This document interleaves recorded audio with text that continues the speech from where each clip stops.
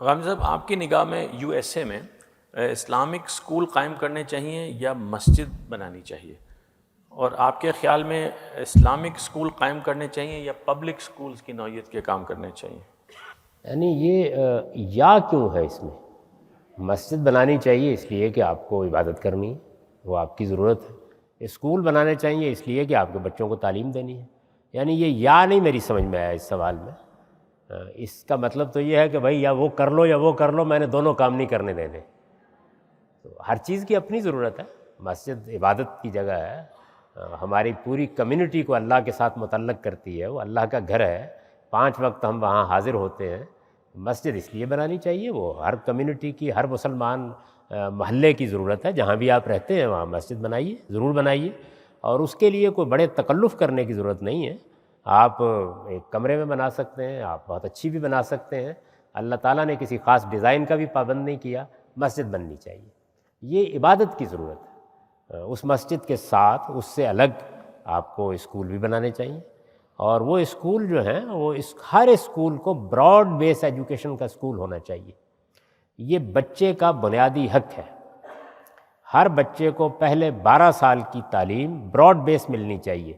Broad base تعلیم کا مطلب کیا ہوتا ہے؟ یعنی بچے کو اس قابل کر دینا کہ وہ اپنے مستقبل میں جس علم کو بھی پڑھنا چاہتا ہے اس کی بنیاد اس کو مل جائے۔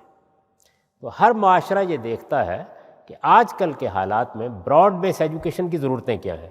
کچھ لینگویجز ہوں گی، وہ ہر ملک میں مختلف ہو سکتی ہیں۔ مثال کے طور پر ہم پاکستان میں ہیں تو وہاں اردو پڑھنی پڑے گی اس لیے کہ وہ ہماری قومی زبان ہے، انگریزی پڑھنی پڑے گی اس لیے کہ وہ بین الاقوامی رابطے کی زبان ہے، عربی زبان پڑھنی چاہیے بچوں کو اس لیے کہ ان کے مذہب کی زبان ہے۔ میں نے ایک مثال دی، تو لینگویجز ہیں۔ اسی طریقے سے براڈ بیس ایجوکیشن میں یہ دیکھنا ہوتا ہے کہ وہ علوم کیا ہیں جو آپ کو سیکھنے ہیں۔ مثلا میتھمیٹکس ہے، مثال کے طور پر ابتدائی ایلیمنٹری سائنس ہے، تو یہ ہر بچے کا حق ہے کہ اس کو اس کی تعلیم ملے۔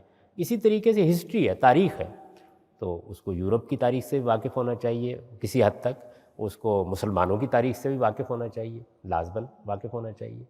اور اسی طرح سے اس کی ایک ضرورت ہے کہ وہ ایک مسلمان ہے تو وہ اپنے خدا کی کتاب سے واقف ہو۔ تو میرے نزدیک براڈ بیس ایجوکیشن کا حصہ قرآن مجید کو لازماً ہونا چاہیے۔